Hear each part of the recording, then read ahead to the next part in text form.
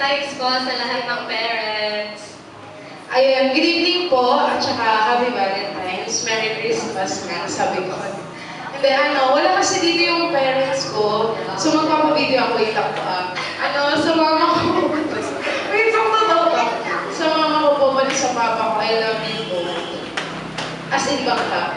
Hindi, I love you, tsaka salamat sa mga panahon kapag kailangan ko pag kailangan ko ng suporta na niya kay lagi. Sana ipatuloy niyo pa rin yung pag-suporta sa akin kahit minsan nabibisip na kayo kasi diba, puro ko pagka-choir. Tsaka sana proud kayo sa akin. Ang galing ko kaya kumanta. Diba, Tika? Merry Christmas! Merry Christmas! Happy Valentine's ulit. Para po, ito po kakantahin natin ay para sa lahat po ng nanay. Para po sa inyo to.